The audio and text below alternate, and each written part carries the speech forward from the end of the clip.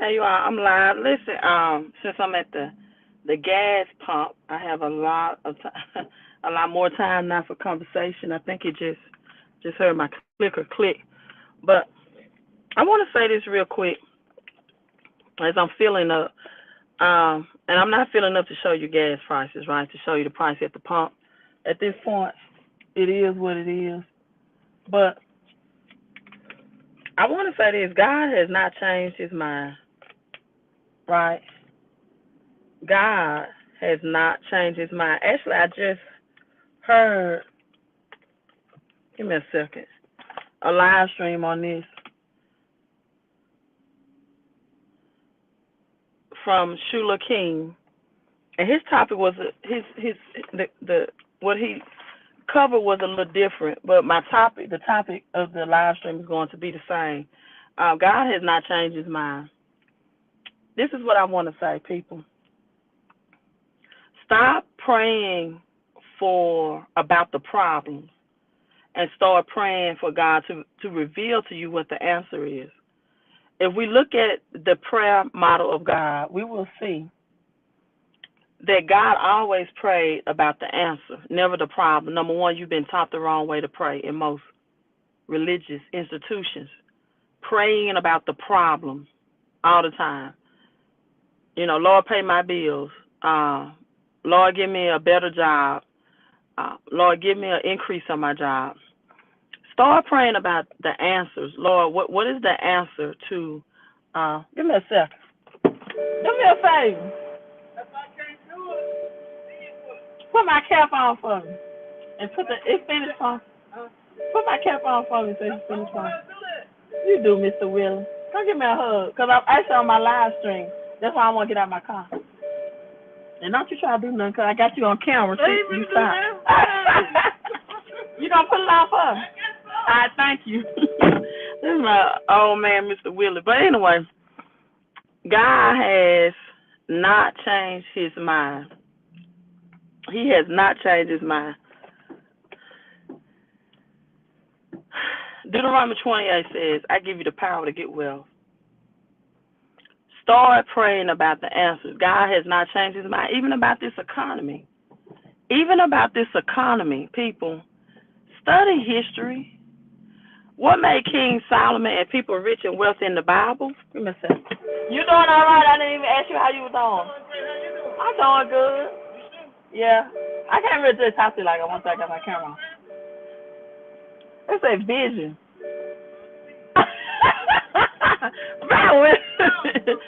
Okay, I will. Okay. Yeah, I still got it. Okay, I will.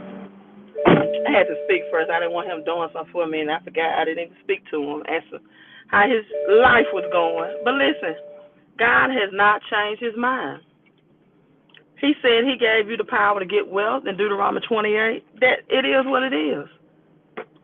You are empowered to get wealth. A lot of people do not. They want to take the Bible for a very religious perspective and not practical. This is what I mean. This is taking the Bible from a practical perspective. Number one, everyone that was rich and wealthy in the Bible had these four components. King Solomon, the richest man in the Bible, asked for wisdom and knowledge, understanding how to direct God's people. He asked for those three things and money came. When you pray, ask for wisdom, knowledge, and understanding. Ask for an answer. If you're at a job that you don't like or you feel like you can't tolerate it, ask God to give you the job you want. Vision the job you want and speak the job you want. If you want a job that's less stressful and pay more and that is more in an area that you like and enjoy, say that specifically. But until that happens, saying, Lord, until you open up that door for me, allow me to not be stressed as I enter the doors of this job, but allow your kingdom to shine and operate through me. See, the kingdom of heaven operating in you looks like this. Whenever God stepped into a situation that was turmoil, He brought about peace. He spoke to the wind. He spoke to the water. He spoke to the trees. He spoke to things of nature and told it to change. What things are you speaking to in your life? What are you speaking to? from an authority from the kingdom of heaven position, from the kingdom of heaven that's within you. Right? Whatever you speak in life, that's what you're going to see. That was the whole concept of Genesis chapter 1, right? You all are putting some comments, but I can't see it because I'm keeping my eyes on the road. The whole model of Genesis chapter 1 is God said, then he saw. God said, let there be light, and there was light. You do not speak anything that you want to see happen out of your mouth into your life. Thank you, 19 galaxies, but thou shalt remember the Lord thy God, for this he to give thee the power to get wealth. Yes, and you know why? Go ahead, preach that scripture that he establishes a covenant. God has a covenant with you. You're supposed to get wealth in this earth realm. God, listen, God's kingdom is already established in heaven. I know you have been told that you're going to die to rule and reign in heaven. No, you're supposed to rule and reign in this earth realm. You're supposed to rule and reign in earth. In Psalms it says the highest heaven belongs to the Lord, but the earth I have given unto mankind. Stop praying to God about the problems. He's already solved the problem. He said, I gave you the power to get wealth. Now you got to get the knowledge to get wealth. That's the problem. People try to separate the spiritual from the materialistic. I was on a live stream, and someone put in the comment section, this live stream was very religious, but I try not to, to come in about my thoughts, because there's difference between religious thought and being a kingdom citizen and operating your kingdom authority in this earth realm. So, I try to be respectful to the person's platform, because my thing is, if I'm going to come on someone's platform and butcher the platform, then why listen, right? So I don't comment. But it was a viewer, a person watching this live stream, and they said this, and to me it was very powerful. They said God gave the same person, the person that created Bitcoin, a creative power to invent that currency and make it digital gold, just like God within itself, the spirit, created physical gold. And the religious live YouTuber kind of brushed it off about, I'm like, that makes sense to me, because God gave us the power to get well. Psalms 84:6 and John 10:34 says you are God. So why can't someone be empowered to create a currency like Bitcoin through their God-like powers? God said we should be imitators of Christ. So who are you to try to rebuke something that God has allowed to happen in this earth realm every 8 to 10 years? People are saying, I'm rebuking a recession. Recessions happen every 8 to 10 years. Okay, why you didn't rebuke the 2008 recession? Why you didn't rebuke the 2001? Why you didn't rebuke the dot-com bubble? Why you didn't rebuke the in the 80s, the stock market crash? If it was just that easy. Recession means, just like in Genesis 1:1, it says, in the beginning God created. It was a new establishment, a new transition. On the seventh day, God rested, meaning he went bankrupt. That means the number 7 means divine transition and divine redemption. Divine transition and divine redemption. Into the number 8, which is the number of abundance, and the upside down infinity sign. The number 8, infinity, means abundance. For example, in Genesis 2, chapter 2, you see the word very good mentioned 8 times. In the book of Genesis, the word gold is mentioned 8 times. The number 8 is infinity, abundance. And this is what I help people do, find infinite income. For example, you might be praying, Lord, give me an answer. My job is stressing me out, this and that. And I'm telling you to text that number on the screen. If you want options to work from home or work from your mobile phone or do both. God said, I have given you the power to get well, but what you do not have the power to do is overturn God's cycle of a recession. And Leviticus tells us that we are due for the year of Jubilee. That's what you do not have the power to do. Thank you. 19 Galaxy, you preaching to me. Daniel 2, I'm trying to keep my eyes on the road, 21st, and he changed the time and seasons and removed kings and queens and said, give his wisdom unto the wise and knowledge to them that know understanding. 19 Galaxy, also put Isaiah 45 and 7 up in the comments for me. If you don't mind, if your hands are free, because I'm driving. Isaiah 45 and 7. Put that in the comments for me. Start praying for answers. Stop saying you are rebuking things that you do not have the power to rebuke. There's always times and seasons. Are you going to rebuke the fall when it's time for fall?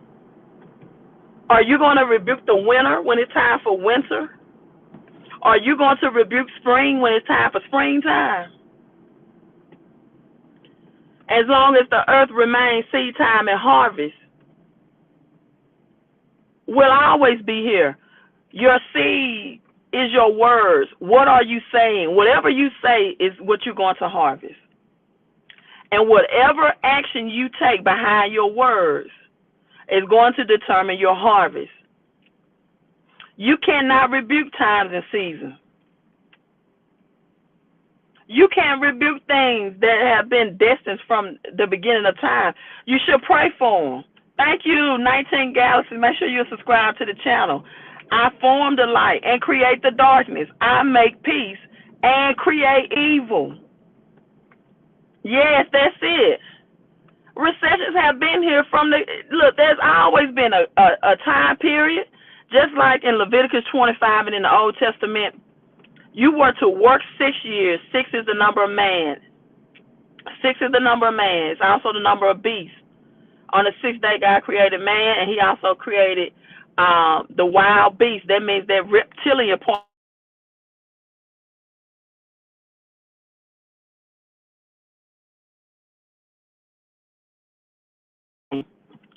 King Solomon also accepted exactly 666 ounces of gold.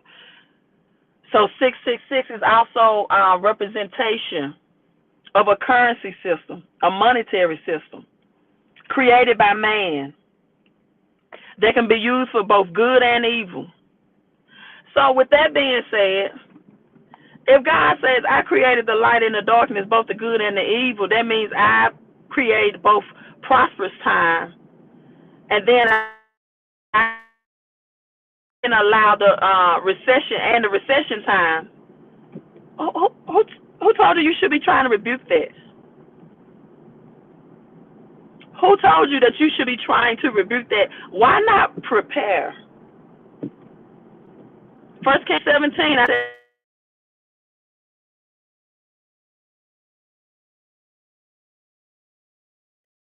that a recession, going to a depression is coming. It is not going to be a regular recession. This is going to be a depression. It is much easier for some people to sit back and do nothing and get religious than to admit that they don't have the financial education they need to prepare or the wisdom that they need. And look, somebody, and I'm going to get off this live stream, somebody posted this today on Facebook, and I'm going to end this. I'm going to end this on this post. They said Pastor Jamal Bryant made this quote. Pastor Jamal Bryant. I love it. I love it. It says, never go to a church where you can immediately tell which car belongs to the pastor. Right? Pastor Jamal Bryant out of Georgia. Never go to a church where you can immediately tell which car belongs to the pastor. And where the only time you hear about economic development is when the tithe is asked for. Right? Never go to a church where you can immediately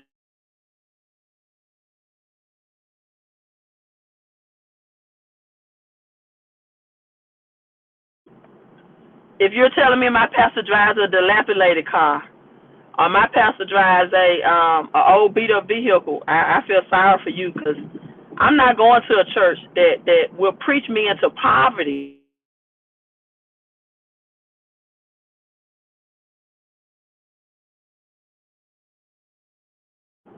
I'm not going into the church that preaches me into poverty and then guilts me into giving. See, there's you got churches that teaches the poverty.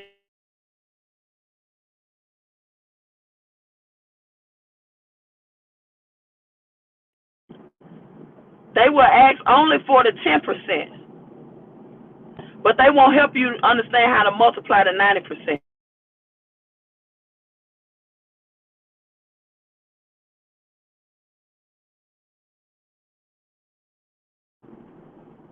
Jesus never walked around here.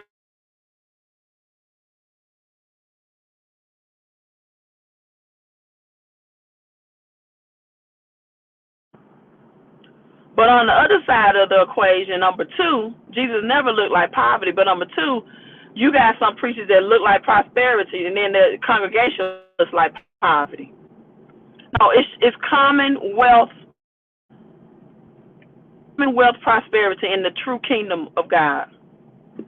And the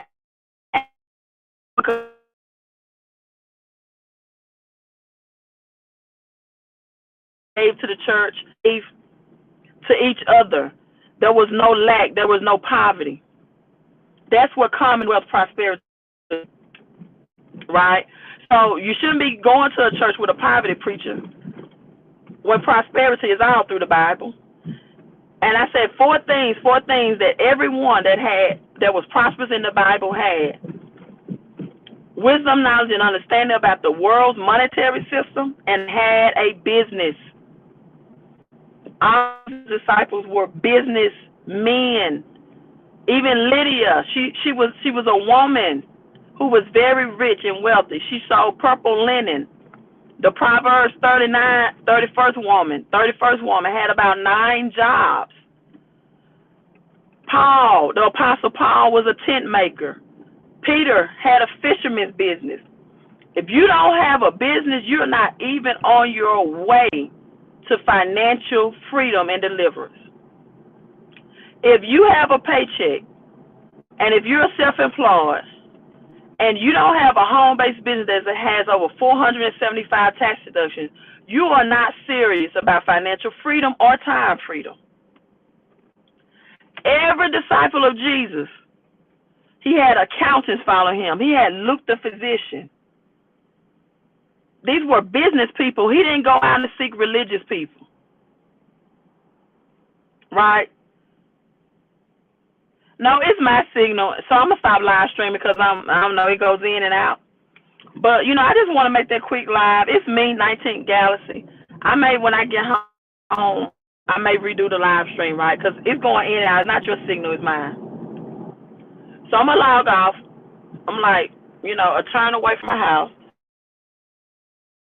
Quick, I didn't even check my gas prices. Honestly, I don't care. Because I know God has given me the power to get wealth, and I'm in a system that I can create my economy. Through the wisdom and knowledge of God,